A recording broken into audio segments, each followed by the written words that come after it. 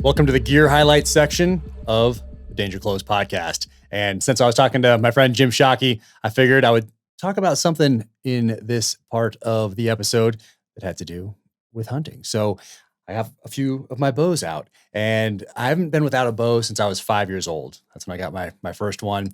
And there's one that I let go, and one of the moves over the years that I think around 2000 or so, maybe 2001, that thing took a walk at a garage sale. I'm still distraught about it because I wish I'd had that one since I was in junior high, I think. So, man, I wish I still had that one today. But I've kept the other ones. And when I graduated buds, my present to myself was a bow.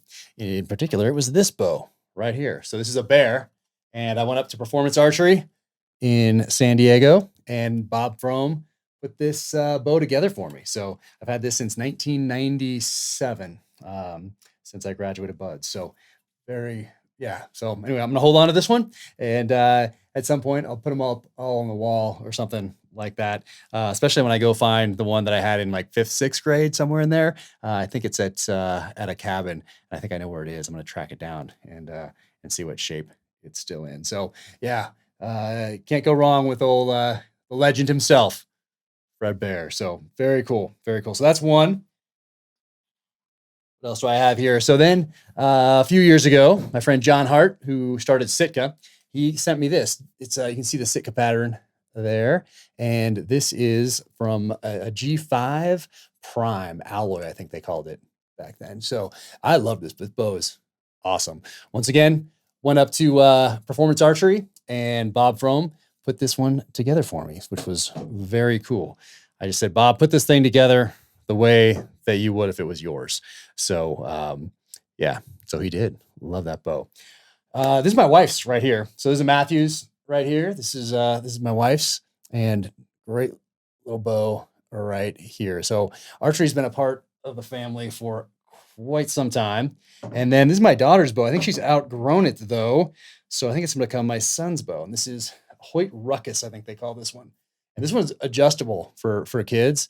So back then when I got this, I don't know how many years ago it was now. There might be better ones out there, but you could really adjust this so the kid could grow with it over a few different seasons. So this thing was awesome though. Once again, Bob Frome at Performance Archery coming through for my wife's bow for this.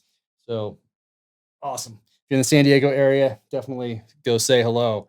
And then a couple years back, John Dudley was kind enough to put this Hoyt together for me right here. So this is the RX3 right there. And this thing was awesome. Love this bow. See the green right there. Knock on. Love it. And then my most recent bow is this one. It is right here. PSE NTN 33. EVO NTN 33. So this thing, wow. This thing is awesome. It was in the promo book trailer for Savage Sun. You might recognize it from the pages of Savage Sun, and you might recognize it. Whoop, there we go. From The Terminalist, which is coming up here, being filmed right now. So you might recognize John Dudley and Knock On from the pages of Savage Sun as well. So point being, love archery. It's been a part of my life since I was 5 years old. At some point, I'll post a picture of me. I think I have a photo of me from back then. Form might not be the greatest, still might not be the greatest, but love getting out there with the bow and love incorporating it into the plot of the novel. So that is it. If you're thinking about taking the leap, getting into archery, I highly recommend going to visit your local archery shop. Kind of like I encourage people to get books from their local independent bookstore. Same thing, local archery shops. My favorite part of every summer was going to a local archery shop up where we had a cabin, and we get to go there every summer, upgrade the bows if they needed upgrading, get a few more arrows, get a couple bales of hay, that sort of thing. So I had great memories of that growing up, and I wish we had one here in Park City. I wish we had a local, small independent archery shop here in Park City. That'd be fantastic. Maybe I'll start one. But I highly recommend spend some time there, shoot a bunch of different bows. There's so many great ones out there these days. Talk to the knowledgeable staff at these local independent archery shops. There's so many great ones across the country, but go spend time with them and then get your bows from them and get set up with all the accessories and get the lessons and do all that through your local archery shop. Such a great great institutions, and I love spending time in local archery shops every time we travel. So, anyway, that is the gear highlight section of this episode of Danger Close. Maybe I'll see you on an archery range soon.